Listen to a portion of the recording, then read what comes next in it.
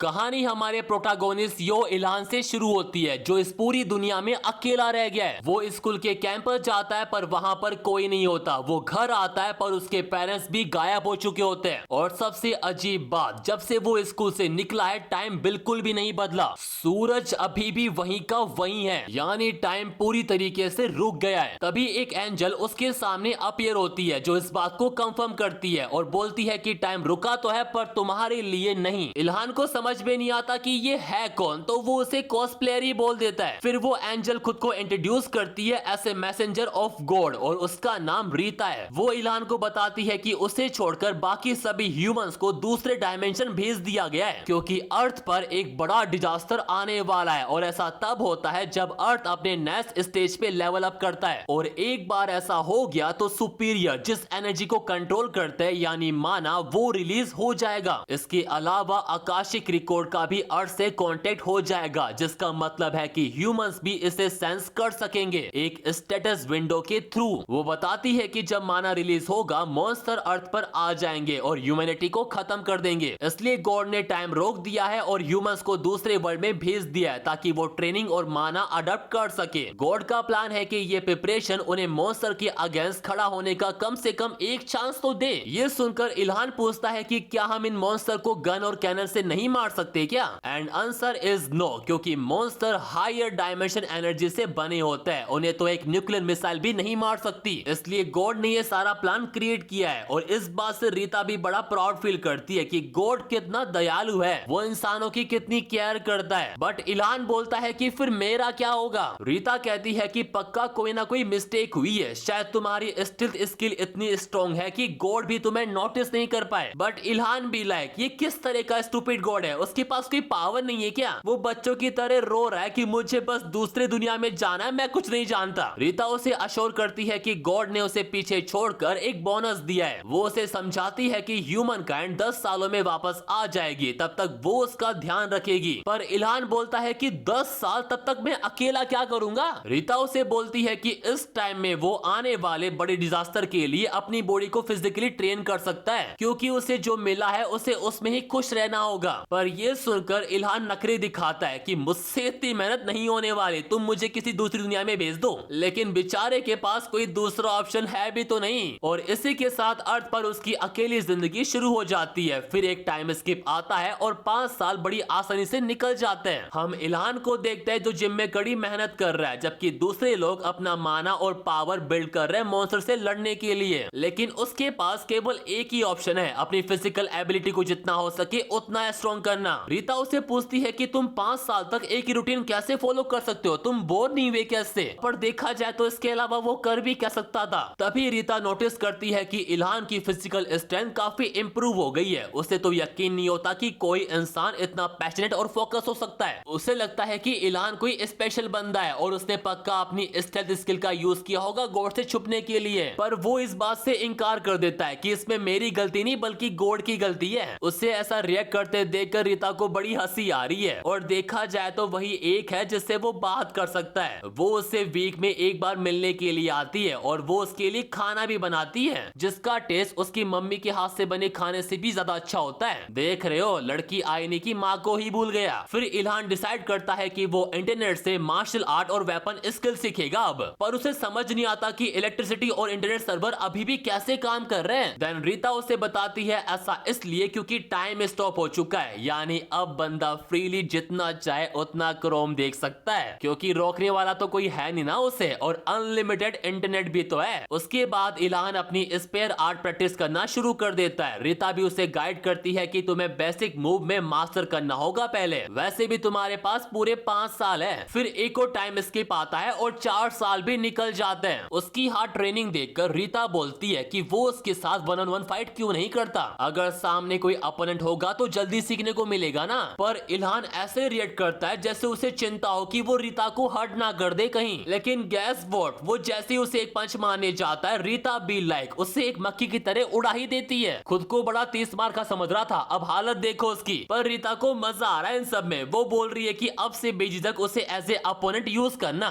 और ऐसे ही 10 साल भी बीत जाते हैं। रीता अब फुल्ली कॉन्फिडेंट हो गई है कि Ilhan easily low level monster को मार सकता है अब। और जब उसका लेवल अप हो जाएगा वो माना भी यूज कर पाएगा। वो उसे बधाई भी देती है 10 साल पूरे करने के लिए। और अब जब टाइम पूरा हो गया तो रीता के जाने का टाइम भी हो गया है। इल्हान उससे पूछता है कि क्या मैं तुमसे दोबारा मिल पाऊंगा। रीता कहती है कि ये सब उस पर ही डिपेंड करता है। उसके बाद वो बाहर जाता है और दूसरे लोगों का अर्थ पर वापस आने का वेट करता है। वो थोड़ा नर्वस भी है क्योंकि वो इतने सालों के बाद जाकर लोगों से मिलेगा, पर काफी टाइम वेट करने के बाद भी कोई भी नहीं आता। रीता भी ये देखकर कंफ्यूज कि अभी तक लोग वापस क्यों नहीं आए। और इधर हान गुस्से से आंख बबूला हो रहा है। रीता उसे समझा रही है कि शायद पक्का कोई ना कोई मिस्टेक हुई होगी, पर वो तो गुस्से से पागल ही हो गया है कि 10 साल वेट किया था मैंने, क्या अब 10 साल और वेट करूं क्या उनका। पर लिटरली 10 साल नहीं, 20 साल नहीं, पूरे 50 साल बीत जाता है बट लोग अभी तक नहीं आए। इसी बीच उसकी फिजिक और मार्कमैनशिप एकदम परफेक्ट हो चुकी थी, पर इतने सालों में वो अपने पेरेंट्स का चेहरा बिल्कुल भूल ही गया था। उसे बिल्कुल भी याद नहीं है कि वो दिखते भी कैसे थे। रीता भी इन सब के लिए उससे माफी मांगती है। हम मानते हैं कि 50 साल की ट्रेनिंग ने उसे स्ट्रॉन्ग बना दिया है, लेकिन अब बंदा इन सब से बोर हो चुका है। वो एक ही चीज बार बार करके पक चुका है। रीता उसे समझाने की कोशिश करती है कि ग्रेट कैटास्ट्रॉफी कभी भी आ सकता है, वो अपनी ट्रेनिंग ऐसे ही नहीं छोड़ सकता। उसे लगा कि इल्हान ने अपनी सारी होप खो दी है, पर तभी वो बोलता है कि मैं अब बुक रीड करूंगा। रीता को भी ये आइडिया ठीक लगता है और वो अश्योर फील करती है कि ये बंदा इजिली हार नहीं मानने वाला। उसके बाद इल्हान दिन भर बस बुक पढ़ने लगा, नॉवल से लेकर बिजनेस बुक, फिर हिस्ट्री, ज्योग्राफी, केमिस्ट्री और बाकी सब्जेक्ट सब कुछ। और जब लाइब्रेरी की सारी किताबें खत्म हो गई उसने दूसरी कंट्रीज की लैंग्वेज सीखना शुरू कर दिया। फिर जब वो बुक से बोर हो गया तो वो रीता के साथ दुनिया भर में घूमने के लिए निकल गया। जब वो दुनिया की अलग अलग कंट्रीज में घूम रहा था तभी उसने दुनिया की सारी किताबें पढ़ ली और इसी के साथ काफी लंबा टाइम बीत जाता है। फिर दुनिया की लास्ट किताब पढ़ने के बाद बंदा बी लाइक अब क्या किया जाए। रीता उसे बोलती है कि इतना सब कुछ करने के बाद तुम बिल्कुल भी थके नहीं क्या। पर इल्हान के पास आराम करने का टाइम बिल्कुल भी नहीं था। उसे अभी भी ग्रेट कैटास्ट्रॉफी आने से पहले काफी कुछ तैयार करना था। ये देखकर रीता भी खुश होती है कि 100 साल बीत जाने के बाद भी उसको यकीन है कि ह्यूमैनिटी एक दिन वापस आएगी। वो गॉड से प्रार्थना भी करती है कि प्लीज सब इंसानों को वापस भेज दो, इससे पहले कि इल्हान अपनी लिमिट तक पहुंच जाए। वो बिल्कुल भी नहीं चाहती कि वो जिंदगी से हार मान जाए। फिर सारी बुक खत्म करने के बाद हमारा हीरो बच्चर का काम शुरू करने लगा, यानी कसाई वाला काम। जब वो एक वाइल्ड बोर को प्रोसेस कर रहा था वो रीता से पूछता है कि अगर मैं सभी जानवरों को मार देता हूँ तो मॉन्स्टर कभी पैदा ही नहीं होंगे ना। पर रीता बोलती है कि वो सिर्फ उसी जानवर को हंट कर सकता है जिससे वो अप्रूव करती है, वरना दुनिया का बैलेंस बिगड़ जाएगा। वो मॉन्स्टर के बारे में कुछ रिवील करने ही वाली होती है तभी वो चुप हो जाती है। इल्हान को भी समझ नहीं आता कि वो बोलते बोलते कैसे रुक गई, पर देखा जाए तो उसे इन सबसे वैसे भी फर्क नहीं पड़ता। उससे बस अपनी बच्चरिंग फिनिश करनी है। उसे इतना फोकस के साथ काम करते देखकर रीता भी हैरान हो जाती है कि ये बंदा सच में स्पेशल है। वो हमेशा कुछ ना कुछ करने के लिए नई चीज ढूंढ ही लेता है। रीता सोचती है कि पूरे 274 साल हो चुके हैं और ये टाइम एक एंजल के लिए भी लंबा होता है। उससे कभी भी नहीं लगा था कि इल्हान अपने फ्यूचर के लिए इतना प्रिपेयर कर सकता है खुद को। और 300 साल तक आते आते उसने बर्चरी टेक्निक में भी पूरी मास्टरी कर ली। फिर उसने फोर्जिंग सीखना शुरू किया, यानी लोहार वाला काम होता है ना वो। पर इस चीज में वो बिल्कुल कच्चा होता है। वो बार बार फेल होता है और पूरे 5 साल बाद जाकर एक सोर्ड बनाने में कामयाब होता है। रीता जैसे ही वो सोर्ड देखती है उसकी हंसी निकल जाती है कि ये सोर्ड तो एक मूली भी नहीं काट सकती, मॉन्स्टर को क्या घंटा मारेगी। पर फिर भी वो बोलती है कि ये सोर्ड में एक याद के तौर पर अपने पास रखूंगी और गॉड से प्रार्थना करूंगी कि धरती को रिसेट करने के बाद भी ये सोर्ड गायब ना हो। वो सोर्ड को हक करके एक क्यूट सी स्माइल करती है। आई थिंक एंजल को हीरो से धीरे धीरे प्यार हो रहा है। फिर अगले 50 साल में उसने अलग अलग तरह के वेपन बनाए पर कोई भी उसे सेटिस्फाई नहीं कर पाया। देन पूरे 100 साल बीत जाने के बाद उसने फाइनली एक परफेक्ट स्पेयर बनाई जिसकी फिनिशिंग देखकर रीता भी हैरान रह जाती है। पर वो उसे बताती है कि जब आगे माना रिलीज होगा तब और भी नए मटेरियल आएंगे जो स्टील से भी स्ट्रॉन्ग होंगे, तब तुम क्या करोगे। लेकिन हमारा बंदा बी लाइक जब वो आएंगे तब उनसे कुछ ना कुछ तो बना ही लेंगे। इसके बाद इल्हान फिर से मार्शल आर्ट की प्रैक्टिस करना शुरू कर देता है। उसे देखकर रीता को यकीन नहीं होता कि उसने एक ही बॉडी में इतना प्रोग्रेस कैसे कर लिया, क्योंकि अगर उसकी जगह कोई दूसरा इंसान होता तो उसे इस काम में कई पीढ़ी लग जाती। पर साथ ही वो ये भी जानती है कि वो जल्द ही अपनी लिमिट तक पहुंच जाएगा, क्योंकि उससे पीछे छूटे हुए पूरे 1000 साल हो चुके हैं। उसे लगता है कि अगर इल्हान को कुछ नया एक्सपीरियंस मिल जाए तो बात बन सकती है। और अब बस एक ही चीज बची है जिसमें उसने मास्टरी हासिल नहीं की है और वो है रोमांस। और ये सोच कर ही रीता ब्लश करने लगती है। वो नैनी की मॉम की तरह एक बनी की पिटाई कर देती है, खुद को याद दिलाते हुए कि वो एक एंजल है, एक इंसान से कैसे प्यार कर सकती है। पर वो सोचती है कि अगर इल्हान इसके लिए तैयार हो तो उसको उसमें कोई दिक्कत नहीं होगी। वैसे भी गॉड ने उसे इल्हान की हेल्प करने के लिए तो भेजा है। तभी इल्हान उसे नोटिस करता है कि ये क्या कर रही है और उसे नीचे बुलाता है। रीता उसके पास आती है और बड़ा ऑकवर्ड फील करती है। उसे लगता है कि वो उसे प्रपोज करने वाला है, क्योंकि वो बोलता भी कुछ ऐसे तरीके से ही है। पर वो उसकी सोर्ड को पॉइंट आउट करता है कि वो हिल क्यों रही है। और जब रीता भी ये रियलाइज करती है, सोर्ड हवा में ही उड़ जाती है। पर रीता उसे ऐसे कैसे जाने देती। वो इल्हान की बनाई हुई पहली सोर्ड जो होती है, तो वो भी उसके पीछे चली जाती है। इल्हान उसे रोकने की कोशिश करता है, पर तभी वो नोटिस करता है कि उसके कपड़े वापस उस दिन वाले हो गए जब टाइम रुक गया था। और इतना ही नहीं, बाकी चीजें भी पहले जैसे नॉर्मल होना शुरू हो गई थी। और इधर रीता अभी भी सोर्ड के पीछे पड़ी हुई है। वो गॉड से प्रार्थना कर रही है कि प्लीज ये सोर्ड मुझसे मत लीजिए। पर वो जैसे ही नीचे देखती है, वो समझ जाती है कि ग्रेट कैटास्ट्रोफी का एरा शुरू हो चुका है। और इधर इल्हान भी हवा में उड़ने लगता है। रीता को ये सब देखकर समझ में आ जाता है कि गॉड उसे वापस बुला रहे थे, सोर्ड तो बस एक बहाना थी। पर वो थोड़ा उदास हो जाती है, क्योंकि उसे इल्हान को गुड बाय कहने का भी चांस नहीं मिला। इन 1000 सालों में उन दोनों के बीच गहरी दोस्ती हो चुकी थी। सॉरी, रीता तो फ्रेंड जोन से भी आगे निकल गई थी ना।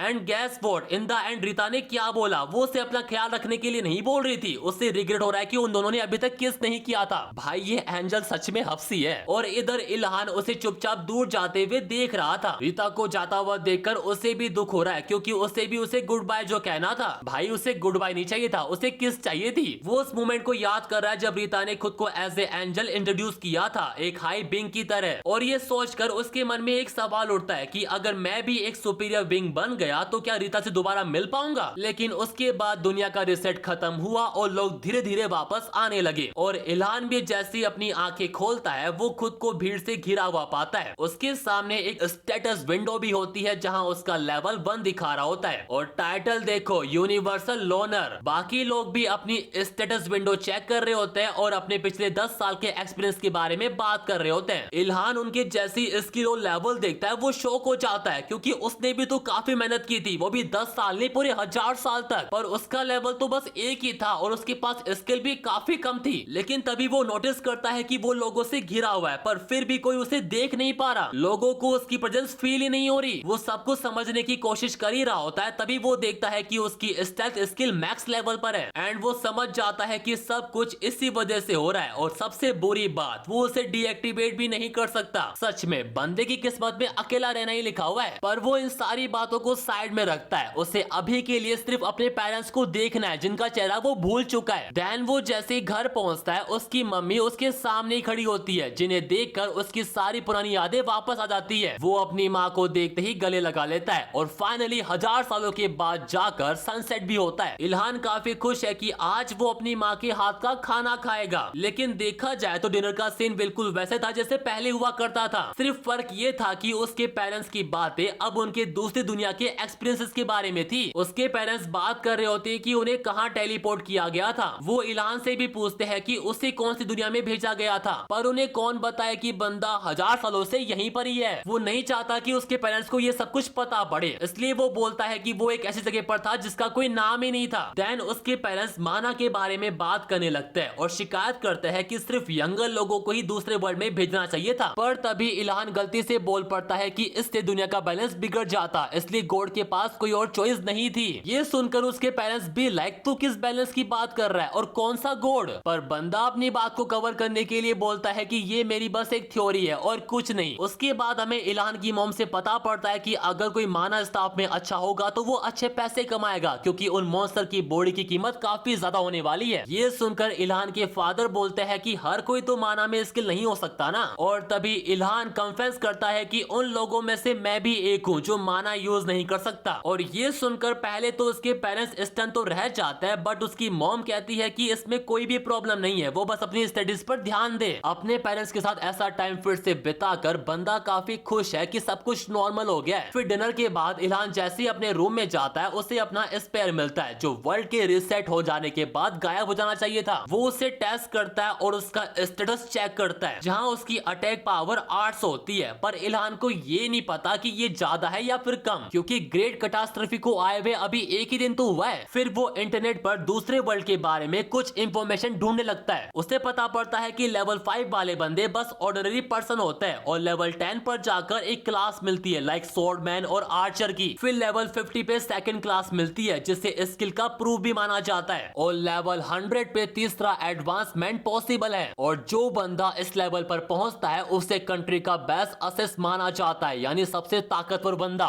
पर तीसरे एडवांसमेंट के बाद लेवल अप करना बिल्कुल भी इजी नहीं होता, इसलिए इंटरनेट पर भी किसी के 4th क्लास एडवांसमेंट पर पहुंचने की इंफॉर्मेशन है ही नहीं। पर अलग अलग मिथ है कि बहामुट जैसे ड्रैगन या हाई लेवल मॉन्स्टर को मार कर ही 4th या 5th स्टेज पर पहुंचा जा सकता है। और बस दूसरे वर्ल्ड के बारे में इंटरनेट पर इतनी ही इंफॉर्मेशन थी। इलान सोच रहा है कि जब वो कल स्कूल जाएगा तो और इंफॉर्मेशन इकट्ठा करेगा। वो एक्सेप्ट करता है कि दुनिया काफी बदल चुकी है, लेकिन उसकी लाइफ में कुछ ज्यादा फर्क आया नहीं है। उसके थोड़ी देर बाद जब वो रीता को याद करता है उसे एक अजीब सी आवाज सुनाई देती है कि रीता भी ये सुनकर काफी खुश होगी। तभी उसके सामने एक प्यारी सी एंजल अपीयर हो जाती है जो उसे बताती है कि उसे गॉड ने भेजा है उसे माना यूज करना सिखाने के लिए और उसका नाम एर्था होता है। वो आगे बताती है कि रीता ने गॉड से उसके लिए प्रार्थना की थी ताकि वो माना का यूज करना सीख सके बाकी ह्यूमन से कम टाइम में। रीता ऊपर जाकर भी उसकी परवाह करती है। ये सुनकर बंदा काफी खुश होता है, पर वो पूछता है कि रीता खुद क्यों नहीं आई। एर्था बोलती है क्योंकि गॉड नहीं चाहते कि एक एंजल किसी ह्यूमन के और करीब आ जाए, मतलब कि किसी इंसान से प्यार ना कर बैठे। वो अपने मन में सोचती है कि रीता की जो रिपोर्ट थी और जो मैं अभी देख रही हूँ उसमें सब कुछ डिफरेंट है। वो अपनी आई साइड से इलान का पूरा स्टेटस चेक कर लेती है और सोचती है कि इस स्टेमिना के साथ वो इजिली लो लेवल मॉन्स्टर को अपने बेयर हैंड से मार सकता है। पर रीता तो ऊपर ड्रामा कर रही थी कि वो 1000 साल से अकेला है, वो हेल्पलेस है, किसी को उसकी हेल्प करनी चाहिए, तुम जाओ ना प्लीज उसकी हेल्प करने के लिए। उसे गुस्सा आ रहा है कि रीता ने उसे फंसा दिया, पर अब वो कुछ भी नहीं कर सकती क्योंकि वो ऑलरेडी ये असाइनमेंट ले चुकी है। फिर इलान पूछता है कि वो उसे माना यूज करना सिखाएगी कैसे। देन आर्था उसके सर पर बैठ जाती है और बोलती है कि मेरी जैसी हायर बीइंग के साथ होने से तुम्हारे अंदर का माना सिमुलेट करेगा। उसके बस पास होने से माना को पहचानने, कंट्रोल करने और अप्लाई करने की स्पीड 10% बढ़ जाएगी। लेकिन ये पहले पॉसिबल नहीं था जब धरती पर माना ही नहीं था। इसी वजह से जब रीता उसके पास थी उसके अंदर माना सिमुलेट हुआ ही नहीं। फिर वो कैलकुलेट करती है कि इल्हान को माना सीखने में कितना टाइम लग जाएगा और रिजल्ट आता है पूरे 1 साल। और ये सुनकर इल्हान बी लाइक मतलब तब तक तो मेरे सर पर बस ऐसे बैठी रहोगी क्या। पर वो बोलती है कि मैंने खुद पर स्पेल किया है ताकि कोई मुझे देख ना सके, इसलिए तू टेंशन तो ले ही मत। बट प्रॉब्लम ये नहीं है, रियल बात तो यह है कि जब वो नहाएगा बाथरूम जाएगा तब भी वो उसके साथ रहेगी। और सबसे इंपॉर्टेंट बात, उसने जो 18+ वीडियो का पोर्टफोलियो बना रखा है उसको वो कैसे एंजॉय करेगा। बंदे की प्राइवेसी की तो लगी जाएंगे। बट एर्था be like I don't care, तू चेस खेल, वीडियो गेम खेल या खुद से खेल, तू जो चाहे वो कर सकता है, मुझे घंटा फर्क नहीं पड़ता। और इसी के साथ उसका 1 साल का वनवास शुरू हो जाता है। एंड अब बंदा अपनी 1000 साल की छुट्टियां बिताकर स्कूल जा रहा है इस एंजल के साथ जो उसके सर पर बैठी होती है। इल्हान उसे देखकर फ्रस्ट्रेट हो जा रहा है कि क्या तू ऐसे पूरे दिन मेरे सर पर बैठी रहेगी क्या, और ये पैर हिलाना बंद कर अपने। एर्था उसे बोलती है कि तू चिल करना, ये नॉर्मल लोग मेरी प्रेजेंस फील नहीं कर सकते तो कोई दिक्कत नहीं होगी। पर हमारे बंदे को दिक्कत है, उसे अजीब लग रहा है कि उसके सर पर कोई बैठा हुआ है। तभी उसे कुछ सोल्जर दिखते हैं जिन्हें देखकर वो समझ जाता है कि चीजें नॉर्मल तो हुई है लेकिन पहले जैसी बिल्कुल भी नहीं। और देखा जाए तो पहले जैसी हो भी नहीं सकती क्योंकि मॉन्स्टर पहले नहीं थे अब है। असल में गवर्नमेंट ने आर्मी मोबिलाइज की है to prepare a monster invasion, पर वो श्योर नहीं है कि ये कितना यूजफुल होगा क्योंकि रीता उसे ऑलरेडी बता चुकी है कि माना के अलावा कोई भी पावर मॉन्स्टर के सामने बिल्कुल बेकार है। फिर इल्हान स्कूल पहुंचता है और अगेन उसे क्लास में कोई भी नोटिस नहीं करता और वो चाहे कितना भी कोशिश कर ले ये स्किल बंद नहीं होने वाली। पर एर्था को ये स्किल काफी डिसेंट लगती है। वो उससे पूछती है कि क्या तुमने ये स्किल क्रिएट की है। इल्हान कहता है कि मैं बस एक को मैनेज कर पाया, मेरे पास वैसे 2 स्किल है, लेकिन स्किल क्रिएट करने से तुम्हारा क्या मतलब है। देन वो उसे बताती है कि ये तब होता है जब तुम अपने माना का एक छोटा सा अमाउंट फ्यूज करके अपने इनसिग्निफिकेंट बैटल रिकॉर्ड के साथ अटैक क्रिएट करते हो। ये सुनकर इल्हान भी लाइक कि ये सब तो ठीक है पर ये इनसिग्निफिकेंट से तेरा क्या मतलब है, मैंने 1000 साल ट्रेनिंग की है। एर्था उसे बोलती है कि एज ए सुपीरियर बीइंग तुम चाहे उन लोगों की स्किल कंबाइन कर लो जो भी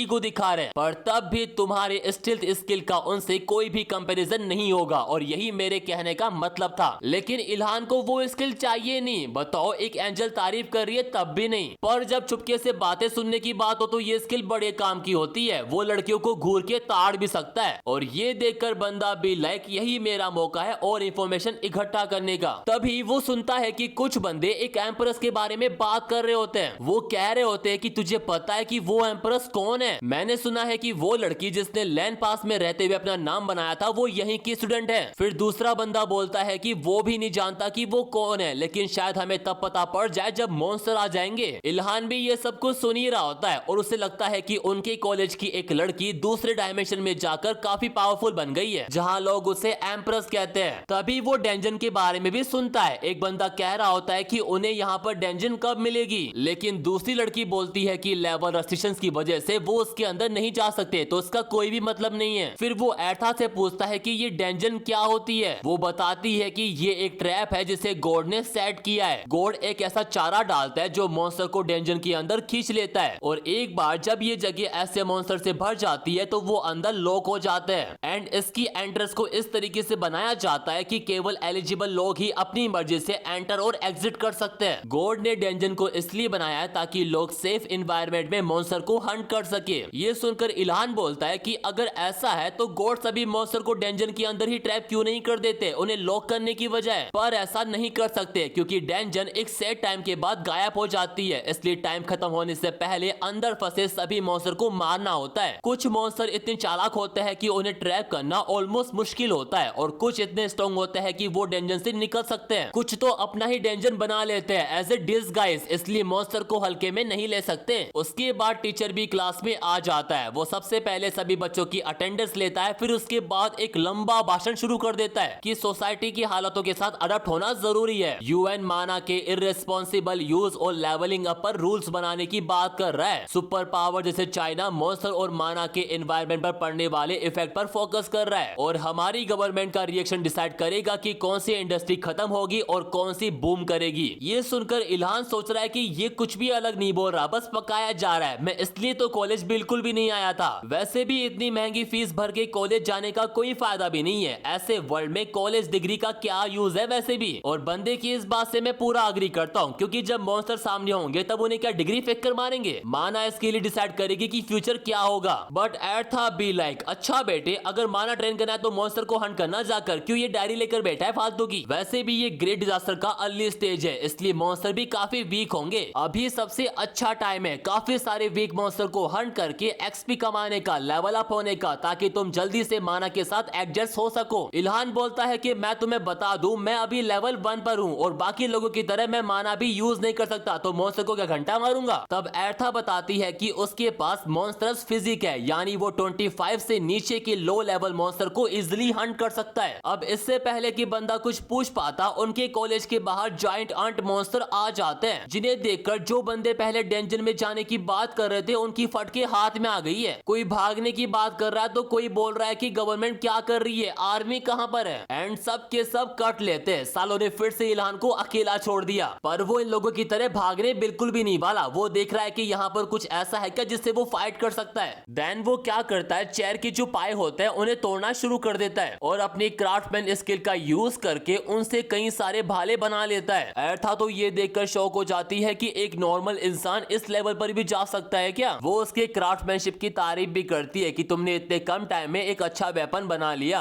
तभी इल्हान इराता से बोलता है, मानता हूँ मेरे पास स्टेल्थ स्किल है, पर जब मैं बाहर जाकर तमाशा खड़ा करूंगा तो लोग मुझे पहचान जाएंगे, इसलिए मैं चाहता हूँ कि लोग मुझे पहचान ना सके, और इसके लिए बस एक मार्क्स काफी होगा। सीन इन मॉन्स्टरों पर जाता है जो तोड़ा फोड़ी कर रहे होते हैं, और तभी एंट्री होती है हमारे हीरो की, जिसने अजीब सही मार्क्स पहना हुआ है, जो ऊपर से सीधा मॉन्स्टर पर लैंड करता है और वो सीधा नॉकआउट। एक ही मूव में उसका खेल खत्म। मॉन्स्टर को मारते ही उसके सामने काफी सारी विंडो ओपन हो जाती है। बंदे का लेवल 1 से 3 पर आ जाता है और उसे कुछ एक्सपी भी मिलते हैं। बंदा काफी खुश हो रहा है कि उसका लेवल अप हो गया। असल में लेवलिंग अप इस दुनिया में सभी लिविंग बींग्स का पावर सिस्टम है, जो आकाशिक रिकॉर्ड के कॉन्टेक्ट से आया है। यानी सिंपल लैंग्वेज में अपोनेंट्स की जान लेकर तुम उनके रिकॉर्ड और पोटेंशियल चुरा के अब्सॉर्ब कर सकते हो, और इसके साथ ही बंदे का मैजिक भी बढ़ जाता है, पर थोड़ा सा। तभी कुछ जाइंट अंट और एक जाइंट मच्छर उस पर पीछे से अटैक कर देते हैं, बट इल्हान भी लाइक वो पीछे घूमता है और एक ही शॉट में उस जाइंट मच्छर का खेल खत्म कर देता है। और अब बारी होती है जाइंट अंट की, जिसको वो बीच में से ही काट देता है, एंड अगेन बंदे का लेवल अप हो जाता है और उसे कुछ एक्सपीरियंस पॉइंट भी मिल जाते हैं। तभी एर्था उसे वार्न करती है कि अभी अपने गार्ड डाउन मत करना, ऊपर से कुछ आ रहा है। एंड इल्हान जैसे ही ऊपर देखता है, ऊपर होती है मच्छरों की पूरी फौज, जो उसका खून चूस उसने नहीं, उसको खत्म करने के लिए आया है। और वो भी बिल्कुल भी टाइम वेस्ट नहीं करता, वो सीधा भागते हुए जाता है और एक मच्छर का मेकओवर ही कर देता है। बट एक दूसरा मच्छर पीछे से आता है और उसे नीचे गिरा देता है। भाई एक बार इस मच्छर का डंग देखो जिससे वो खून चूसता है। मैं बता रहा हूँ गुड नाइट वाले भी हाथ जोड़ लेंगे इन मच्छरों के सामने कि भाई माफ कर दो हमें। पर इल्हान की बॉडी इतनी टफ होती है कि मच्छर का डंग ही बैंड हो जाता है। ये देखकर तो एर्था भी शौक हो जाती है कि बंदे की बॉडी क्या अंबुजा सीमेंट से बनी है क्या। और इतने में इल्हान उस मच्छर का खेल खत्म भी कर देता है। बंदे की फिजिक ह्यूमन लिमिटेशन को भी सरपास कर गई है। देन वो जैसे ही उस जायंट मच्छर को खत्म करके फ्री होता है, उसके सामने एक जायंट ठिड्डा आ जाता है जो सीधा उस पर अपने पैर से अटैक कर देता है। पर इल्हान उसे इजीली डॉज कर देता है और बेचारी एक जायंट अंट उसका शिकार हो जाती है। लेकिन तभी एर्था उसे वार्न करती है कि मॉन्स्टर रेनफोर्समेंट यहाँ आ चुकी है। और देखते ही देखते इल्हान कई सारे मॉन्स्टर से घिर जाता है। वो जैसे ही उस मॉन्स्टर को मारकर घेराबंदी से बाहर निकलता है, एक तगड़ा लाइटनिंग फ्लैश होता है जो किया है इस लड़की ने जिसने भी मास्क पहना हुआ है। बंदी ने सिंगल शॉट में आधे ज्यादा मॉन्स्टर को खत्म ही कर दिया। और इधर इल्हान ये सब देखकर इंप्रेस हो रहा है कि तो ये होता है मैजिक, पर ये है कौन। एर्था उसे बोलती है कि अभी लड़की पर नहीं मेरे भाई, मॉन्स्टर पर ध्यान दे वरना यही मारा जाएगा। देन वो लड़की अपनी मैजिक पावर से आगे वाले मॉन्स्टर को हैंडल कर रही है और हमारा बंदा पीछे वाले मॉन्स्टर को। उस लड़की का मैजिक देखकर एर्था बोलती है कि उसके पास इंप्रेसिव अमाउंट में माना है, पर वो इतने सारे लाइटनिंग अटैक बार बार कैसे कर पा रही है। इल्हान उसे बोलता है कि शायद वो भी मेरे जैसे लेवल अप कर रही है। मेरा स्टेमिना हर बार लेवल अप होने पर रिसेट हो जाता है, तो मुझे लग रहा है कि उसका माना भी वैसे ही रिसेट होता होगा। और इसी के साथ वो लास्ट मॉन्स्टर को भी खत्म कर देता है। बंदे का लेवल 7 हो चुका है, वो भी एक ही फाइट में। और इधर इन फट्टू लोगों को देखो कैसे शौक हो रहे हैं कि भैया ये लोग है कौन। तभी वहां पर आर्म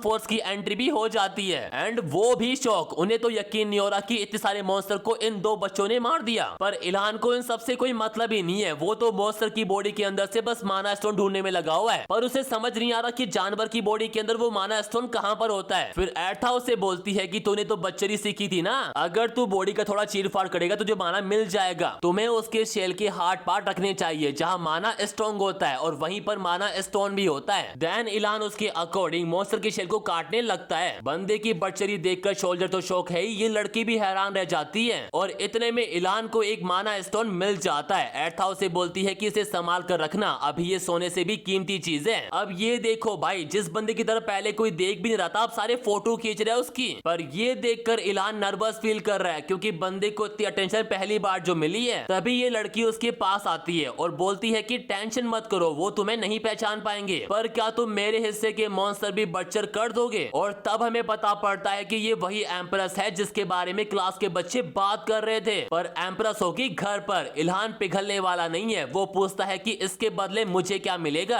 एम्प्रेस बोलती है कि तू मेरे हिस्से का 40% रख लेना। And deal done. इल्हान ने तो काम शुरू भी कर दिया। तभी वहां खड़े बाकी बच्चों को भी पता पड़ जाता है कि ये लड़की और कोई नहीं बल्कि एम्प्रेस ही है। सभी ने तारीफों के पुल बांध दिए कि कितनी अमेजिंग है भाई ये, और कई लोगों को तो प्यार भी हो गया उससे। इल्हान भी सोच रहा है कि ये है तो काफी स्ट्रॉन्ग, लेकिन तभी कुछ अनएक्सपेक्टेड होता है। इल्हान उन लोगों के सामने खड़ा है, पर तब भी वो लोग उसके बारे में ऐसे बात कर रहे जैसे वो वहां पर है ही नहीं, कि वो बंदा कौन था जिसने इस पेड़ से सभी मॉन्स्टर को मार डाला। ये देखकर एर्था उसे टीज करती है कि अब तो मानना ही पड़ेगा कि तुम्हारी स्टिल स्किल कितनी तगड़ी है। तुम चाहे मास्क पहनो या नहीं, लोग तुम्हें तब भी नहीं देखेंगे, और तुम गॉड को ब्लेम कर रहे थे। बंदे को अपनी हालत पे रोना आ रहा है। देन वो एम्प्रेस को उसके हिस्से के माना स्टोन देखकर जैसे ही जा रहा होता है, एक सोल्जर उसे रोक लेता है कि हमें आपसे कुछ सवाल पूछना है। पर सोल्जर आगे कुछ बोल पाता उससे पहले उसे 440 बोर्ड का झटका लग जाता है। और ये काम किसी और ने नहीं बल्कि एम्प्रेस ने किया है। उसका ये कारनामा देखकर सभी उसके पीछे पागल हो गए, इतने पागल कि एक लोना तो प्रार्थना कर रहा है कि काश एम्प्रेस की ये बिजली मेरे ऊपर गिरी होती। अब मैं तो बस्ता नहीं समझा गया। ये देखकर तो इल्हान भी बोलता है कि यहाँ से कट लेना ही सही होगा, वरना ये लोग भी मेरे बारे में ऐसे बातें करना शुरू कर देंगे।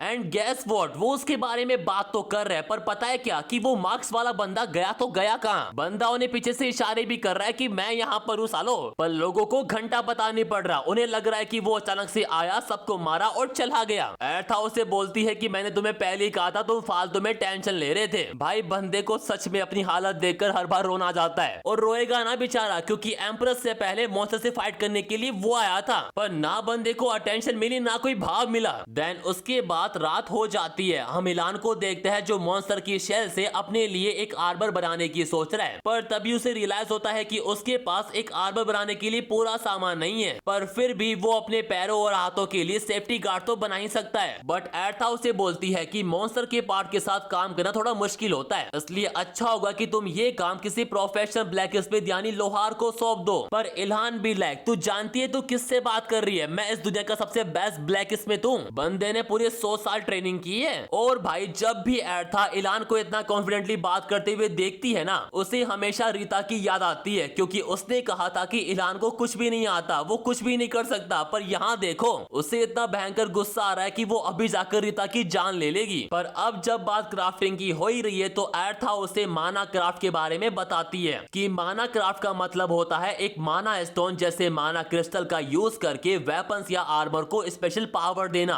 ताकि आर्टिफैक्ट बन सके। ये वही कॉन्सेप्ट है जो धरती पर फोर्जिंग का है, पर ज्यादा एडवांस लेवल पर। अब न्यू स्किल का नाम सुनते ही इल्हान इतना पागल हो जाता है कि वो एर्था को पकड़ ही लेता है कि मुझे भी सीखना है। बेचारी छोटी सी एर्था उसे इतना पास देकर घबराई जाती है। वो उसे बोलती है कि मैं तुम्हें सिखाऊंगी, पर पहले मुझसे दूर हट जा। फिर एर्था उसे बताती है कि माना क्राफ्टिंग शुरू करने से पहले तुम्हें अपने आर्मर के लिए मटेरियल और एक माना स्टोन तैयार करना होगा, या फिर तुम सेम प्रॉपर्टी वाले माना क्रिस्टल भी यूज कर सकते हो। पर इल्हान भी लाइक, सेम प्रॉपर्टी वाले माना क्रिस्टल से तुम्हारा क्या मतलब है? वो एग्जांपल देती है जैसे ड्रैगन हार्ट, जिसमें ढेर सारा डिवाइन पावर होता है, और एक बार जब इक्विपमेंट का प्रोटोटाइप बन जाए तो मैजिक स्टोन को पीस कर उसकी सरफेस पे लगाया जाता है। ये सबसे बेसिक फॉर्म होती है जिसे द फिनिश कहा जाता है। ये बेसिक फॉर्म आर्मनेट की परफॉर्मेंस को बढ़ा देता है। लेकिन एक और तरह का माना क्राफ्ट भी है जो आइटम को स्पेशल पावर दे सकता है। ये उसका अप्लाई फॉर्म होता है, पर वो काफी डिफिकल्ट है क्योंकि तुम माना यूज नहीं कर सकते। पर इल्हान ऐसा बंदा नहीं है जो बिना ट्राई कर ही गिव अप कर दे। वो उस स्किल को सीखना चाहता है। उसका जोश देखकर एर्था उसे एक सेकंड तरीका भी बताती है, और वो है बड़े अमाउंट में मैजिक स्टोन का यूज करके डिवाइन पावर को रिप्लेस करना। यानी डिवाइन पावर या मैजिक स्टोन कंज्यूम करके वेपन को फ्लेम, आइस या दूसरी स्पेशल पावर देना। और साथ ही ये भी वेपन को ऐसे इफेक्ट दे सकता है जैसे अटैक को रेसिस्ट करते हुए स्टेमिना रिकवर करना। वेपन को कौन सी एबिलिटी देनी है ये क्राफ्टमैन की इच्छा पर डिपेंड करती है। ये सुनकर इल्हान बोलता है कि तो ओवरऑल एबिलिटी देना एकदम स्ट्रॉन्ग डिजायर मांगता है, और ये तब तक समझ में नहीं आने वाला जब तक मैं ऐसे ट्राई ना करूं। और बंदा अपने काम पर लग जाता है और फटाफट से वो अपने हाथों और पैरों के लिए गार्ड बना भी लेता है। उसके बाद वो जैसे ही उन पर माना स्टोन पाउडर छिड़कता है, सिस्टम उसे बोलता है बेटा पहले माना क्राफ्ट सीख कर आओ। और एर्था भी इस बात से अग्री करती है, पर बंदा इतनी जल्दी हार नहीं मानता। उसके पास अभी भी कुछ माना स्टोन बचे हुए हैं और उसका प्लान है स्टोन के अंदर का माना यूज करने का। यानी वो माना क्राफ्ट का सेकंड वे यूज कर रहा है। वो जैसे थोड़ा ध्यान लगाता है वो स्टोन चमकने लगता है। ये देखकर एर्था भी शॉक हो जाती है। उसे नहीं लगा था कि वो आइटम्स को पावर देने की कोशिश कर रहा है। और इधर इल्हान सोच रहा है कि उसे एक ऐसा इक्विपमेंट चाहिए जिसमें मांटिस की साइज जैसी शार्पनेस हो। जैसे ही वो सक्सीड होने वाला था, बंदा फेल होने लगा क्योंकि मैजिक स्टोन काफी कम थे। ये देखकर एर्था सोचती है कि वो काफी दूर आ चुका है और अब वो फेल नहीं हो सकता, तो वो इमीडिएटली उसे थोड़ा सा माना दे देती है। और अगले ही सेकंड उस स्टोन से काफी सारी एनर्जी बाहर निकलती है जो सीधा उसके बनाए हुए ब्रिस्ट गार्ड में जमा हो जाती है। इसका मतलब ये है कि इस ब्रिस्ट गार्ड को अब स्पेशल एबिलिटी मिल गई है। ये देखकर बंदा काफी खुश होता है और इस ब्रिस्ट गार्ड को पहन लेता है। बंदे का माना क्राफ्ट लेवल 2 पर आ गया है और वो जैसे ही उसकी पावर चेक करने के लिए अपने हाथ को स्विंग करता है, लोहे की चेन ऐसे टूट जाती है जैसे कोई धागा हो। इसकी शार्पनेस बिल्कुल वैसी है जैसे उसने इमेजिन की थी। ये देखकर तो एर्था शौक ही रह जाती है, पर वो उसकी तारीफ भी करती है कि मैंने तेरी हेल्प तो की पर तूने भी काफी अच्छा काम किया। लेकिन उसने जो भी चेन तोड़ी वो पार के स्विंग की थी, तो वो वहां से कट लेता है। फिर अगले दिन टीवी में इल्हान और उस एम्प्रेस की न्यूज चल रही होती है जहां उनके किए हुए कारनामों के बारे में बताया जा रहा होता है, और साथ ही ये भी कि उन्हें ट्रैक किया जा रहा है। मतलब आर्मी वाले पीछे पड़ गए इन दोनों के। और इधर हमारा इल्हान अपनी माँ को स्कूल जाने के लिए मना रहा है क्योंकि उसकी माँ उससे बोल रही है कि बेटा बाहर काफी सारे मॉन्स्टर है तो घर पर ही रहे। वो अपनी माँ को समझा रहा है कि अगर मॉन्स्टर उसके सामने आएंगे तो वो वहां से भाग जाएगा। फिर काफी समझाने के बाद उसकी माँ मान जाती है और वो स्कूल के लिए निकल जाता है, जहाँ एर्था उसे बोलती है कि मैंने न्यूज में सुना है कि गवर्नमेंट तुम दोनों को सुपर ह्यूमंस बोल रही है और तुम्हारे लिए एक यूनिट भी बनाने वाली है। पर इल्हान को इन सब में कुछ भी इंटरेस्ट नहीं है। उसके लिए सबसे पहले उसकी फैमिली आती है, फिर बाकी सारी चीजें। और वैसे भी उससे सिर्फ अभी उस एम्प्रेस से दोबारा मिलना है, सेटिंग बाजी नहीं करनी उसे। असल में वो एम्प्रेस की माना यूज करने की एबिलिटी में काफी इंटरेस्टेड है। अगर वो अपना लेवल बढ़ा भी ले तभी वो माना को इतना परफेक्टली यूज नहीं कर पाएगा जितना वो करती है। इस मामले में वो एकदम यूनिक है। पर एर्था बोलती बोलती है कि इसमें कोई भी खास बात नहीं है, गॉड ने इसलिए सभी लोगों को दूसरी दुनिया में भेजा था ताकि वो खुद को स्ट्रॉन्ग बनाकर वापस आए। उसकी नजर में असली खास तो इलान है जो बिना माना पावर की मॉन्स्टर शेल प्रोसेस कर सकता है। पर तभी वो कुछ अजीब सा सेंस करती है। इलान उससे पूछता है कि क्या हुआ अब। वो बोलती है कि उसने अभी अभी मॉन्स्टर के एक ग्रुप को सेंस किया है जो उनके आसपास ही है, जिसका लीडर एक लेवल 35 आइस बुल्फ है और उसके साथ 70 बुल्फ और वाइल्ड डॉग भी है। ये सुनकर इल्हान कंप्लीटली शॉक हो जाता है कि लेवल 35। वो उससे पूछता है कि तुमने तो कहा था कि ग्रेट कैटास्ट्रोफी के अर्ली स्टेज में कोई भी हाई लेवल मॉन्स्टर नहीं आ सकते, फिर ये क्या है। एर्था उसे बोलती है कि उसे कल से ही कुछ गलत लग रहा था क्योंकि ग्रेट कैटास्ट्रोफी के दूसरे दिन तुमने जो मॉन्स्टर मारे थे वो ऑलरेडी लेवल 10 से ऊपर के थे, उसके लिए भी ये काफी बड़ी प्रॉब्लम है। देन वो इल्हान को बोलती है कि मैं तुमसे कोई भी झूठ नहीं बोलूंगी, अभी अर्थ अनस्टेबल है इसलिए तुम्हारी हेल्प चाहिए। अब इससे पहले कि इल्हान को समझ पाता वो जल्दी से चलने को बोलती है कि मैं तुम्हें रास्ते में सब कुछ बता दूंगी, अभी तुम सीधा मॉन्स्टर के पास चलो बस। देन वो उसे बताती है कि गॉड ने ग्रेट कैटास्ट्रोफी के आने से पहले ह्यूमंस को ट्रांसफर कर दिया था पर एनिमल्स को अर्थ पर ही छोड़ दिया क्योंकि गॉड ने सोचा कि एनिमल्स को अर्थ पर 10 साल के लिए छोड़ने से कोई भी प्रॉब्लम नहीं होगी। पर एक अननोन एरर की वजह से अर्थ का टाइमलाइन काफी ज्यादा शिफ्ट हो गया, जिस वजह से सभी दूसरे डायमेंशन में बस 10 साल ही गुजरे थे पर अर्थ पर 1000 साल हो चुके थे। ये सुनकर इल्हान शॉक हो जाता है कि 1000 साल। रीता के उसके साथ रहने की वजह से उसे बिल्कुल पता नहीं पड़ा कि वो 1000 साल तक अकेला था। हालांकि टाइम रिसेट हो चुका था और जो एनिमल 10 साल तक जीने वाले थे वो अनएक्सपेक्टेडली 1000 साल तक सर्वाइव कर गए। एज अ रिजल्ट अर्थ के एनिमल बाकी डायमेंशन के कंपैरिजन में काफी स्ट्रॉन्ग और स्मार्ट हो गए हैं और अब वो उन्हीं एनिमल के सामने खड़े हुए हैं। एर्था उसे कहती है कि इसलिए गॉड तुमसे रिक्वेस्ट कर रहे हैं कि जब तक हेवन फिर से बैलेंस बनाने के लिए कदम उठा रहा है तब तक तुम इन मॉन्स्टरों का ख्याल रखो और बाद में तुम्हें इसका पूरा रिस्पॉन्सिबल कंपनसेशन भी मिलेगा।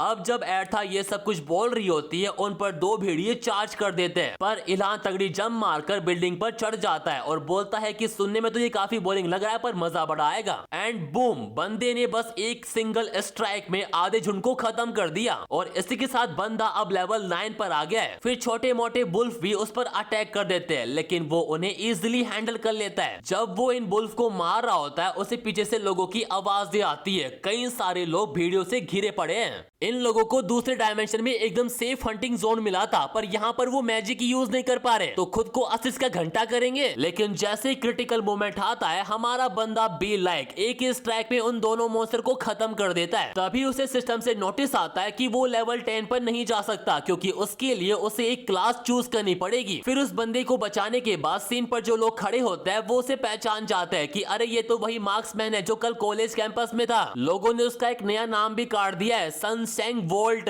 पर इल्हान को ये नाम बिल्कुल भी पसंद नहीं आता कि ये क्या बकवास है अब। और एर्था उसे टीज कर रही है कि बधाई हो तुम्हारे नए फैंस बन गए। तभी जब वो कुछ भेड़ियों को मार रहा होता है उनका लीडर आउल करता है एज ए ऑर्डर कि सारे एक साथ इस बंदे पर अटैक करो। ये देखकर एर्था उसे केयरफुल रहने को बोलती है। इल्हान को समझ में नहीं आ रहा कि उसे क्या करना चाहिए, अगर डिफेंस करेगा तो भी मरेगा, अगर पीछे हटेगा तो भी। यानी उसके पास बस एक ही ऑप्शन है, अटैक करने का। और लिटरली बंदा एक एक करके सभी को मार देता है। ये देखकर सीन पे खड़े लोग तो हैरान हो जाते हैं कि ये ऐसे कैसे मार रहा है इनको। पर तभी उन बुल्फ का लीडर एक आदमी को पकड़ लेता है। वो उसे मार नहीं रहा बल्कि उसे होस्टेज बना के रखा हुआ है उसने। ये देखकर इल्हान भी कंफ्यूज है कि एक मॉन्स्टर किसी को होस्टेज कैसे बना सकता है। एर्था बोलती है कि हाँ वो ऐसा कर सकते हैं और उसे देखकर लग नहीं रहा कि वो पहली बार ये कर रहा है। पर इल्हान के स्ट्राइक के सामने ये ट्रिक घंटा भी काम नहीं आती। वो सीधा जाता है और एक ही स्ट्राइक में उसका सर अलग कर देता है। उसका बस एक ही रूल है, अगर कोई मुसीबत में है और वो हेल्प कर सकता है तो वो करेगा। अब बंदे के पास कोई वेपन नहीं है तो भेड़िए सोचते हैं कि उसे मारना इजी होगा, पर उसने एक ही मुक्के में बता दिया कि उसे वेपन की नीड है ही नहीं। उसके बाद तो इल्हान बस लात और घूसों से उन भेड़ियों से निपट रहा है। ये देखकर तो एर्था भी शौक है कि एक नॉर्मल बिग में इतना तगड़ा पोटेंशियल कैसे है। और इसी के साथ बंदे ने 70 के 70 भेड़ियों को अकेले ही मार दिया। बंदे को सांस लेने का मौका ही नहीं मिला, तभी एक सोल्जर उसके सर पर गन पॉइंट कर देता है और उसे फ्रीज होने को बोलता है। हम देखते हैं कि वो अकेला नहीं है, पूरी यूनिट उसके साथ है। तभी उनकी कैप्टन उस सोल्जर को बोलती है कि तुमने गन पॉइंट क्यों की, तुमने देखा नहीं क्या अभी इसने सभी मॉन्स्टर को मार दिया। उसके बाद पूरे एरिया को सीज कर दिया जाता है और जो कुछ भी हुआ उसके लिए कैप्टन इल्हान से माफी मांग रही है कि जो कुछ भी पहले हुआ उसे बस इग्नोर करो, वो बस एक मिसअंडरस्टैंडिंग थी। कैंपस इंसिडेंट के बाद पूरी आर्मी आपको ढूंढ रही है, हम तुमसे तुम्हारा कॉर्पोरेशन चाहते हैं। पर इल्हान उसकी बातों को पूरी तरीके से इग्नोर करता है, उसे बस सिर्फ मारा स्टोन से मतलब है। अभी जब वो भेड़ियों की काटा पीटी कर रहा होता है वो देखता है कि इनकी खाल तो काफी मोटी है, इसलिए उसे एक तगड़ा नाइफ बनाना पड़ेगा बस्टरिंग करने के लिए। तभी ये कैप्टन उसके पास फिर से आ जाती है और वही सारी बातें रिपीट करती है कि गवर्नमेंट के साथ कोऑपरेट करो, हमें तुम्हारी नीड है। पर उसको आर्मी और गवर्नमेंट में कोई भी इंटरेस्ट नहीं है, बस एक चीज है जिसमें वो उनके साथ कोऑपरेट कर सकता है। वो कैप्टन को बोलता है कि क्या तुम मुझसे मॉन्स्टर के कार केस खरीदना चाहते हो, मैं तुम्हारे लिए बच्चर भी कर दूंगा, क्योंकि इन्हें घर ले जाने की बजाय आर्मी वालों को बेचना ही सही होगा। और क्योंकि मॉन्स्टर कार केस काफी वैल्यूएबल होता है तो ये कैप्टन मान जाती है। उसके थोड़ी देर बाद बच्चर का सारा काम खत्म हो जाता है। इल्हान उनके पास जाता है और बोलता है कि मुझे सारा पैसा कैश में चाहिए। कैप्टन मान जाती है कि मैं अपने सीनियर से इस बारे में बात करती हूँ, थोड़ी देर वेट करो। फिर इल्हान कुछ माना स्टोन को देखकर बोलता है कि ये बेच इतना भी बुरा नहीं है, ये शायद खाने में भी टेस्टी होंगे। पर एर्था उसे बोलती है कि तू पागल है क्या, अगर तू इसे खाएगा तो फ्रेंजी हो जाएगा, तू उस मॉन्स्टर के माना के वश में होना चाहता है क्या। बात सिंपल सी है, अगर कोई बंदा माना स्टोन खाता है तो वो बाद में चाउस क्रिएट कर सकता है। उसके थोड़ी देर बाद हमारे बंदे को सारे पैसे कैश में मिल जाते हैं, जो टोटल 370 बिलियन वॉन होता है। इल्हान को यकीन नहीं होता कि इतना सारा पैसा। देन बंदा अपनी स्टेल्थ स्किल का यूज करता है और वहां से कट लेता है। ये देखकर इन सोल्जरों को लगता है कि वो कोई फ्लैश है, जबकि वो उनके सामने से ही जा रहा होता है। जब वो जा रहा होता है एर्था उसे बोलती है कि हमारे पास एक और दिन है, जब तक हेवन अपना प्लान शुरू करे तब तक हमें आगे बढ़ते रहना होगा, क्योंकि और भी डेडली मॉन्स्टर आने वाले हैं। फिर घर पहुंचते ही इल्हान सबसे पहला काम करता है अपनी क्लास चुनने का। वो जैसे ही स्क्रीन पर टैप करता है उसके सामने कई सारी क्लास आ जाती है, जिसमें से एक क्लास असैसिन की भी होती है, जिसे देखते ही वो इमीडिएटली रूल आउट कर देता है, क्योंकि उसके पास ऑलरेडी स्टिल स्किल है। अगर असैसिन चूज कर लेगा तो वो पूरी तरीके से गायब हो जाएगा।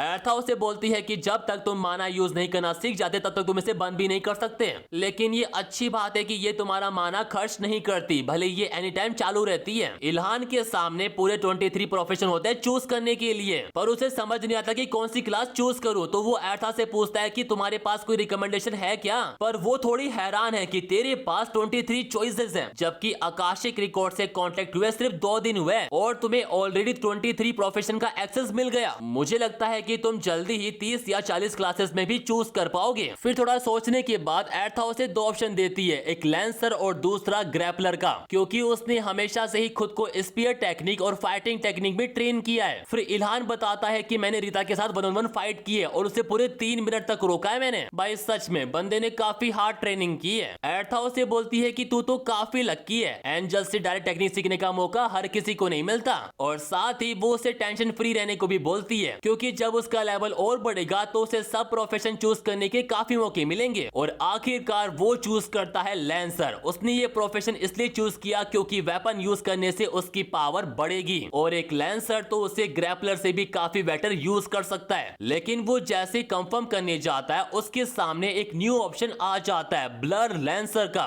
पर मैं बता दूं इल्हान उसको ब्लर लैंसर नहीं समझ रहा, वो उसे कुछ और समझ रहा है। ये देखकर एर्था तो शॉक हो जाती है, क्योंकि ये एक यूनिक जॉब क्लास है जिसे फर्स्ट क्लास चॉइस के तौर पर देखना काफी ही रेयर होता है। ये एक यूनिक क्लास है जो सिर्फ एक ही इंसान के लिए होती है। जब किसी इंसान का पास एक्सपीरियंस और अकॉम्प्लिशमेंट उसके गेन किए हुए रिकॉर्ड के साथ मिलता है तो एक बिल्कुल नई क्लास क्रिएट होती है। वो उसे बोलती है कि उसे वही चूज करना चाहिए क्योंकि वो उसे और भी स्ट्रॉन्ग बनाएगी। हाँ मानते हैं कि इसमें बाकी जॉब से ज्यादा एक्सपीरियंस पॉइंट लगता है लेवल अप होने के लिए, लेकिन ये मेहनत बिल्कुल वर्थ ही है। देन वो जैसे कंफर्म बटन प्रेस करता है उसके सामने काफी सारी विंडो ओपन होती है। उसकी स्टिल्थ स्किल 10% इंक्रीज हो जाती है और उसका लेवल सीधा 10 से 18 हो जाता है। पर तभी वो डिसअपॉइंटेड हो जाता है क्योंकि उसे रियलाइज होता है कि ये ब्लड लैंसर नहीं था बल्कि ब्लड लैंसर था। उसे समझ भी नहीं आ रहा कि ये ब्लड लैंसर क्या है। वो एर्था पर गुस्सा हो रहा है क्योंकि उसने ही कहा था कि ये ब्लड लैंसर है। तभी उसकी इंटायर बॉडी ट्रांसफर हो जाती है क्योंकि ये उसकी फर्स्ट क्लास थी, इसलिए उसकी पूरी बॉडी अपग्रेड हो गई है और अब वो वापस पीछे भी नहीं जा सकता क्योंकि उसने ही ये चूज किया था। अब ये सब काफी नहीं था कि वो जैसी अपनी लेवल विंडो चेक करता है। वो देखता है कि उसका टाइटल बिल्कुल पहले जैसा ही है। बताओ भाई, एर्था उसे लकी बोल रही थी पर उसकी किस्मत तो कुछ ज्यादा ही खराब है। यहाँ तक कि बंदे को कोई नई एक्टिव स्किल भी नहीं मिली। एर्था उसे बोलती है कि तू टेंशन क्यों ले रहा है, अधिकतर फर्स्ट जॉब क्लासेस इसे हासिल नहीं कर पाती, लेकिन तुम्हारी ग्रोथ रेट देख के मुझे नहीं पता कि तुम सेकंड क्लास एडवांसमेंट तक अपनी माना अनलॉक कर पाओगे या नहीं। भाई बंदा पहले ही परेशान है और ये उसे और परेशान कर रही है, पर वो उसकी तारीफ भी करती है कि टेंशन मत लो क्योंकि तुम एक ऑर्डिनरी इंसान से कहीं ज्यादा स्ट्रॉन्ग हो। अगर तुम्हें फर्स्ट या सेकंड एडवांसमेंट में स्किल नहीं मिलती तो रिकॉर्ड इकट्ठा हो जाएंगे और तुम्हें थर्ड क्लास एडवांसमेंट पर एक काफी तगड़ी स्ट्रॉन्ग स्किल मिलेगी। देन बंदे के साथ जो हुआ, उसे एक बुरा सपना मानने के बाद एर्था उसे मॉन्स्टर को हंट करने के लिए ले जाती है और उसने बंदे के पैसों से भरे हुए ब्रीफ केस को अपने मैजिकल स्पेस से छुपा दिया है तो उसको कोई लेकर नहीं जाएगा और अब से बंदा गोल्ड की एजेंट की तरह मॉन्स्टरों को हंट करेगा। और इस बार वो अकेला नहीं है। एर्था उसे बताती है कि और एजेंट भी इस टास्क को ले रहे हैं, इसलिए उसे अपने रेंज वाले मॉन्स्टर को ही मारना है, हीरो नहीं बनना उसे वहां जाकर। देन हमें पता पड़ता है कि एम्प्रेस भी अब एजेंट बन चुकी है क्योंकि इसमें काफी सारा फायदा है। देन एर्था उसे बोलती है कि ये क्विज सीधा ऊपर से आई है, इसलिए अगर तुम बाकी एजेंट से ज्यादा अकॉम्प्लिश करते हो तो तुम्हारा रिवॉर्ड भी उतना ही बड़ा होगा, तो अपना बेस्ट देना। उसके थोड़ी देर बाद वो अपनी लोकेशन पर पहुंच जाता है जहां एक जायंट बियर होता है। लोगों की तो उससे लड़ने की हिम्मत तक नहीं हो रही। मुझे समझ नहीं आ रहा कि इन लोगों ने 10 साल झकमराई थी क्या? इन सबसे अच्छा तो हमारा बंदा ही है। वो मॉन्स्टर को देखकर इतना खुश है कि वो स्पेयर ही निकाल लेता है, उसकी बिल्कुल भी फट नहीं रही। पर इससे पहले कि वो बियर पर अटैक कर पाता, कई सारे पत्थर ऊपर से नीचे गिरने लगते हैं, जो किसी और का काम नहीं बल्कि उस बियर का काम ही होता है। वो भालू आर्मी के साथ लड़ रहा था, आर्मी वाले उस पर गोलियां चलाए जा रहे लेकिन उसको घंटा फर्क नहीं पड़ रहा। इन्होंने सोचा भी कैसे कि वो एक गन से जायंट भालू को मार देंगे। तभी हमें पता पड़ता है कि गवर्नमेंट ने काफी सारे एबिलिटी यूजर को भी बुलाया था सिटी की हिफाजत करने के लिए, पर वो लोग अभी तक नहीं आए थे। ना भाई आर्मी काम की ना गवर्नमेंट, और लोग तो फट्टू है साले। ये देखकर कि सोल्जर ज्यादा देर तक नहीं टिक पाएगा, ईरान तुरंत अपना मास्क पहन लेता है और एक सही मौके का वेट करता है। वो अपनी पावर को एक्टिवेट करता है जिससे उसकी स्टिल्थ मोड और स्पेयरमैनशिप अटैक 10% इंक्रीज हो जाते हैं। उसके बाद जैसे ही भालू का ध्यान कहीं और जाता है, ईरान सीधा जाकर भालू के सर पर अपनी स्पेयर देकर मार देता है। उसने परमानेंटली भालू की मांग भर दी खून से, बट भालू सेकंड क्लास मॉन्स्टर है तो वो एक हिट में नहीं मरने वाला। ये देखकर ईरान उसके पीछे खड़े कुछ सोल्जर को जाने के लिए बोलता है कि जान प्यारी है तो यहाँ से चले जाओ। और रही बात बाकी लोगों की, सबके सब फट्टू है साले। और इतने में ही ईरान एक तगड़ी जंप मारता है और अपना स्पेयर भालू के पैर में घुसा देता है और उसके सर पर बैठी एर्था को तो मजा आ रहा है इन सब में। मतलब बंदा यहाँ लड़ रहा है और वो एंजल होके भी कुछ नहीं कर रही। अब 2 बार चोट खाने के बाद भालू साहब गुस्सा हो जाता है और सीधा अटैक कर देते हैं, पर जैसे ही वो उस पर अटैक करता, बंदा जंप मारकर हवा में चला जाता है। उसके बाद वो अपने स्पेयर में सारी पावर इकट्ठा करता है और पूरे फोकस के साथ भालू का वीक पॉइंट ढूंढकर उसे एक ही स्ट्राइक में खत्म कर देता है, जिससे उसे काफी सारे एक्सपीरियंस पॉइंट मिलता है और वो लेवल 23 पर पहुंच जाता है। इसके अलावा उसे एक क्रिटिकल हिट स्किल भी मिल जाती है। एर्था भी उसकी तारीफ करती है कि तूने एक सेकंड क्लास मॉन्स्टर को केवल 3 हिट में मार दिया, जबकि तेरे पास तो कोई एक्टिव स्किल भी नहीं है। और अब टाइम है ईरान की सबसे फेवरेट चीज का, बच्चरिंग। पर अचानक से भालू की बॉडी छोटी होने लगती है। एर्था उसे बताती है कि वो अपनी इनलार्जमेंट स्किल का यूज कर रहा था और जब ये मर गया तो स्किल भी खत्म हो गई। फिर बच्चरिंग करते हुए ईरान एर्था को बताता है कि उसे एक न्यू स्किल मिली है, क्रिटिकल हिट। एर्था बोलती है कि ये इतनी बुरी भी नहीं है, ये तुम्हारी स्किल के साथ एक अच्छा तालमेल बनाती है। जब एर्था उसे और स्किल गेन करने को बोल रही थी तभी वहां पर एक कार आती है और उसमें से वही एजेंट उतरते हैं जिन्होंने जायंट भालू को मारने का टास्क लिया था। वो आर्मी वालों से पूछते हैं कि मॉन्स्टर कहां पर है। उन्हें जैसे पता पड़ता है कि मॉन्स्टर तो मर गया, वो शॉक हो जाते हैं। देन वो ईरान को नोटिस करता है जो अपनी बच्चरिंग कर रहा होता है। देखा जाए तो उन्होंने उसको नोटिस नहीं किया बल्कि भालू को नोटिस किया था। वो सभी ईरान के पास जाते हैं और उससे कुछ सवाल पूछने लगते हैं कि क्या तुमने अपना सेकंड प्रोफेशन एडवांसमेंट ऑलरेडी कर लिया क्या तुम्हें कोई डेंजन या ऐसा कुछ मिला। पर इल्हान ने उनकी बातों पर बिल्कुल भी ध्यान नहीं दिया, वो उन्हें कम्प्लीटली इग्नोर कर रहा है और अपनी बच्चरिंग करे जा रहा है। ये देखकर एक एजेंट गुस्सा हो जाता है कि ये खुद को समझता क्या है। दूसरा एजेंट उसे शांत करता है कि लगता है उसे हमसे बात नहीं करनी तो जाने दो इसे। फिर वो सोल्जर से पूछता है कि हमारी यहाँ पर कोई भी नीड नहीं है तो क्या कोई और रिक्वेस्ट आई है क्या। सोल्जर बोलता है कि हमें एक और एरिया से SOS मिला है, तुम चाहे तो वहाँ हेल्प कर सकते हो। फिर जाने से पहले वो एजेंट इल्हान को अपना इंट्रोडक्शन देता है कि उसका नाम वूजुन है। मैंने जो कुछ भी यहाँ देखा उसके अकॉर्डिंग तो मैं फर्स्ट क्विज हार गया, पर एक दिन मैं तुम्हें पक्का सरपास कर दूंगा, इसलिए तुम्हें मेरा नाम पता होना चाहिए। देन इल्हान उसे पूछता है कि तुम मुझे सरपास करना सुनना क्यों चाहते हो? एजेंट बोलता है कि हम एक ऐसी दुनिया में रहते हैं जहाँ लेवल ही पावर को डिफाइन करता है, इसलिए एक दिन में टॉप पर जाऊंगा। पर उसका इतना बकवास रीजन सुनकर इल्हान उसे पूरा का पूरा लेक्चर ही दे देता है। वो इतना ज्ञान देता है कि एजेंट वहां से चला ही जाता है। फिर उसके थोड़ी देर बाद इल्हान काफी सारे भालू के कॉर्पस इकट्ठा कर लेता है, पर इस बार उसे कोई भी माना स्टोन नहीं मिला। वो जैसे जा रहा होता है, एक सोल्जर उसके पास आता है और उसे एक ऐप के बारे में बताता है। एक ऐसा ऐप जो बताता है कि मॉन्स्टर कहां पर है, यानी उनकी लोकेशन दिखाता है, जो आर्मी ने डिस्कवर की होते हैं। बेसिकली ये एक गवर्नमेंट ऐप है जो लोगों की सेफ्टी के लिए बनाया गया है। ये देखकर इल्हान उसे थैंक यू बोलता है और वहां से चला जाता है। तभी एक और सोल्जर वहां पर आता है जो अपने सीनियर को बोलता है कि क्या हम इसे ऐसे जाने देंगे क्या? गवर्नमेंट का ऑर्डर है कि उसे हमारे साथ कोऑपरेट करना होगा, चाहे इसके लिए फोर्स का यूज ही क्यों ना करना पड़े। सीनियर उसे बोलता है कि तू पागल है क्या? उसने सेकंड क्लास मॉन्स्टर को बस 3 हिट में मार दिया, तो वो हमारी क्यों सुनेगा? मैंने दूसरे डायमेंशन में देखा था कि कैसे एक एक्सपेक्टेशनल स्किल वाला इंसान पूरे एक देश से भी ऊपर जा सकता है, और ये लड़का अब सिर्फ और स्ट्रॉन्ग होता जाएगा। इस नए वर्ल्ड में पुराने रूल्स काम नहीं करते, एक इंसान भी पूरे देश को गिरा सकता है, इसलिए ऐसी पावर को कंट्रोल करने का कोई भी फायदा नहीं है। बेहतर होगा कि सबके बेनिफिट का एक सिस्टम बनाया जाए। और इस बात से तो एर्था भी अग्री करती है कि अगर आर्मी इल्हान पर फोर्स का यूज करती तो वो पूरी यूनिट को ही खत्म कर देता, और ये बात वो सोल्जर अच्छे से जानता था। उसके बाद इल्हान वो ऐप ओपन करता है और देखता है कि उसके पास ही 3 मॉन्स्टरों का ग्रुप अपीयर हो गया है। वो एर्था से पूछता है कि अब हमें क्या करना चाहिए, एंड एर्था बी लाइक इसमें टेंशन की क्या बात है, मुझे अच्छे से पता है कि तुम इन सबको हैंडल कर लोगे। और ये सुनकर बंदा एकदम रेडी हो जाता है। उसके कुछ टाइम बाद वो तीनों मॉन्स्टर को खत्म कर देता है, पर रिजल्ट काफी डिसअपॉइंटेड था क्योंकि उसका सिर्फ एक लेवल ही बढ़ा। एर्था उसे बताती है कि ऐसा इसलिए क्योंकि उसकी क्लास यूनिक है। अगर ये एक रेगुलर प्रोफेशन होता तो वो अभी तक लेवल 30 तक पहुंच जाता, पर इन सब के बावजूद भी उसने काफी सारे मटेरियल इकट्ठा कर लिए थे जो उसने आर्मी वालों को ही बेच दिए, और टोटल 1 बिलियन वॉन कमा लिए, वो भी एक ही दिन में। अब इतना पैसा आने के बाद बंदा सोच रहा है कि क्यों ना एक तगड़ा वेयर हाउस बना लिया जाए। उसके बाद अगले दिन इल्हान जैसे ही उठता है वो विंडो पर एक नोटिफिकेशन देखता है जिस पर लिखा होता है कि दूसरी दुनिया से कनेक्शन रिस्टोर हो चुका है। अब से वो फिजिकली उस अदर वर्ल्ड में जा सकता है जहां उसे पहले समन किया गया था, और वहां क्विज कंप्लीट करके प्रॉपर कॉम्पेंसेशन ले सकता है। लेकिन वो तो कहीं गया ही नहीं था, वो तो अर्थ पर था, यानी इसका मतलब है कि वो फिर से अकेला हो जाएगा। उसकी आंखों के सामने अंधेरा छा गया कि ये सब क्या है। वो जल्दी से एर्था के पास जाता है और पूछता है कि इन सब का क्या मतलब है। वो कहती है कि अर्थ पर मॉन्स्टर इतने स्ट्रॉन्ग हो गए हैं कि उन्होंने फैसला किया है कि ह्यूमंस को दूसरी दुनिया में वापस भेज दिया जाए ताकि वो सेफ तरीके से अपना लेवल अप कर सके, यानी अब बाकी सब जब चाहे अदर डायमेंशन में जा सकते हैं सिवाय इल्हान को छोड़कर। वो रो रहा है कि मेरा क्या होगा फिर। एर्था उससे बोलती है कि तू क्यों इतना ओवर रिएक्ट कर रहा है, तू तो वैसे भी पहले ही अकेला रहता था, देखा जाए तो तेरी लाइफ में कोई भी फर्क नहीं पड़ा। इल्हान बोलता है कि प्रॉब्लम ये नहीं है, जब मेरी मम्मी बोलेगी कि मैं औरों की तरह दूसरी दुनिया में क्यों नहीं जा रहा तब मैं क्या करूंगा। एर्था बोलती है कि कह देना कि तुम जिस दुनिया से आए हो उसमें कुछ भी सीखने लायक नहीं है, और वैसे भी मुझे कंप्लेन करने से कुछ भी नहीं होगा क्योंकि मैं रूल्स नहीं बनाती। इल्हान भी इस चीज को एक्सेप्ट करता है कि मैं अब कभी भी दूसरी दुनिया में नहीं जा सकूंगा, पर तभी एर्था बोलती है कि दूसरी दुनिया में जाना इतना इम्पॉसिबल भी नहीं है। अगर तुम एक हायर बीइंग बन जाओगे तो ना सिर्फ तुम दूसरी दुनिया में जा सकोगे बल्कि हेवनली रिम भी ट्रेवल कर सकोगे। उस वक्त तुम एक एंजल के बराबर हो जाओगे और रीता से दोबारा मिल सकोगे। ये सुनकर इल्हान को थोड़ी बहुत तसल्ली मिलती है। उसके थोड़ी देर बाद जब वो अपने पेरेंट्स के साथ डिनर कर रहा होता है वो एक न्यूज देखता है जिसमें बताया जा रहा होता है कि आज से पूरे देश में मार्शल लॉ लग गया है, जिससे सभी आउटडोर एक्टिविटी जैसे स्कूल और काम टेम्परेरी तौर पर बंद कर दिए गए। साथ ही आर्मी एक बड़ा ऑपरेशन शुरू कर रही है मॉन्स्टर को हंट करने के लिए। कम से कम वो ये इंश्योर करेगी कि मॉन्स्टर रेजिडेंशियल एरिया से दूर रहे। ये न्यूज देखकर इल्हान समझ जाता है कि देश अब लोगों की सेफ्टी की गारंटी नहीं ले सकता, इसलिए वो अपने पेरेंट्स को बोलता है कि वो भी दूसरी दुनिया में रिफ्यूज के लिए चले जाए। वो अकेला यहाँ पर रह सकता है, लेकिन उसके फादर कहते हैं कि वहाँ जाने का भी कोई फायदा नहीं। वो 10 साल उस जगह पर थे लेकिन अभी भी सेकंड क्लास तक नहीं पहुंच पाए। इल्हान अपने पेरेंट्स को समझाने की खूब कोशिश करता है लेकिन उसके पेरेंट्स भी लाइक वो अर्थ पर ही ठीक है, जो होगा देखा जाएगा। तभी उसकी मम्मी कहती है कि वो मार्क्समैन जिसने उन सभी मॉन्स्टर को मारा वो तुम ही हो ना।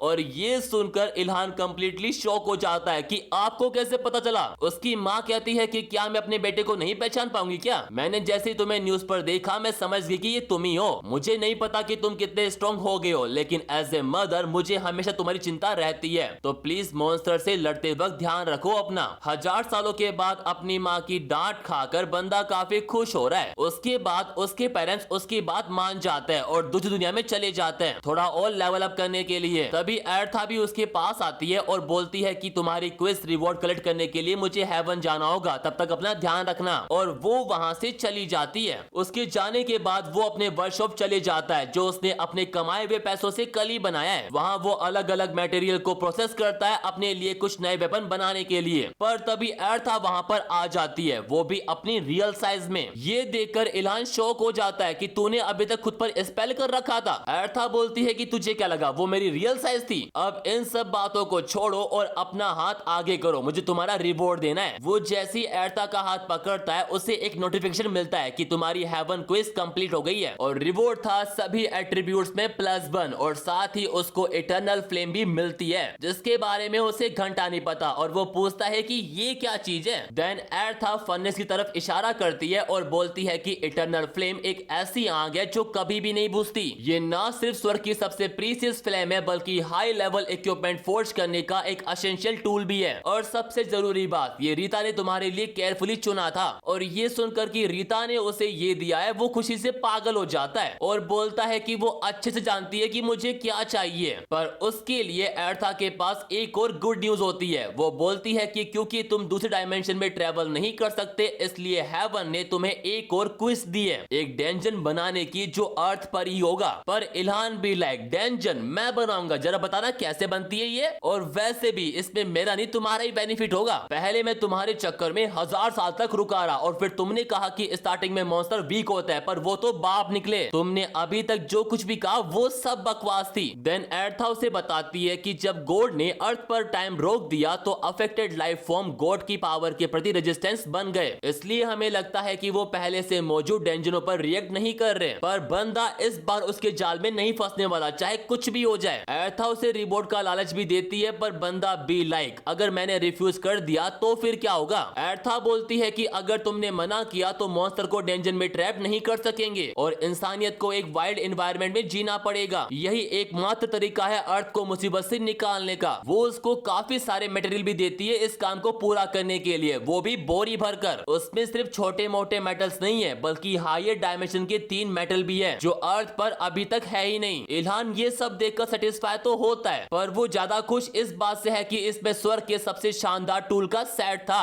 और इन द एंड एक ब्लूप्रिंट भी होता है जिसमें एक ऐसे मैजिक आइटम को बनाने के बारे में लिखा है जो मॉन्स्टर को अपनी तरफ खींचेगा और साथ ही ये आइटम सराउंडिंग को ट्रांसफर करके डेंजन क्रिएट करेगा। अब इतने सारे आइटम को देखकर इल्हान के अंदर का फोर्जिंग का जुनून जाग गया। साथ ही वो एर्था से कहता है कि वो मेरा रिवॉर्ड पहले से ही तैयार रखे। ये सुनकर एर्था स्माइल करती है और बोलती है कि हमने तुम्हारे लिए एक माइंड ब्लोइंग रिवॉर्ड प्रिपेयर करके रखा हुआ है। ये सुनते ही बंदा अपनी फोर्जिंग आउटफिट पहन लेता है और बोलता है कि तुम बस मेरा कमाल देखो। फिर वो सबसे बड़ा मैजिक फ्लेम निकालता है और उसे इटर्नल फ्लेम में डाल देता है। जब फ्लेम उस मैजिक स्टोन को पूरी तरीके से डिसॉल्व कर देती है वो अपना हैमर निकालता है और उसे पीटना शुरू कर देता है। जब वो अपना काम कर रहा होता है एर्था को रियलाइज होता है कि अगर मैंने इल्हान को लैंसर बनने का रिकमेंडेड ना किया होता और उसे इंस्टेंट ब्लैक स्मिथ बनना चूज किया होता तो शायद वो एक ऐसा आइटम बना देता जो खुद भगवान को भी चैलेंज कर सकता था। और इतने में इल्हान एक छोटा सा क्यूब भी बना लेता है, लेकिन अभी ये सिर्फ एक स्ट्रक्चर है बस। अगला स्टेप था ब्लूप्रिंट के मुताबिक इस पर स्पेशल पैटर्न कर्व करना। उसे इतनी मेहनत से काम करता देख एर्था अब समझ गई है कि रीता जो एक हाई रैंकिंग एंजल थी एक मामूली इंसान से प्यार क्यों कर बैठी। फिर कुछ घंटों बाद वो क्यूब फाइनली तैयार हो भी जाता है और उसके आसपास से अजीब सी लाइटिंग भी निकल रही है। इस वक्त उसे एक लेजेंडरी क्रिएटर टाइटल भी मिलता है जिसका इफेक्ट था और प्रोडक्शन एफिशिएंसी में 20% का इजाफा। इसी के साथ हमारा ये वीडियो यहीं पर खत्म होता है। अगर जानना है कि कहानी में आगे क्या होगा तो सब्सक्राइब कर लेना।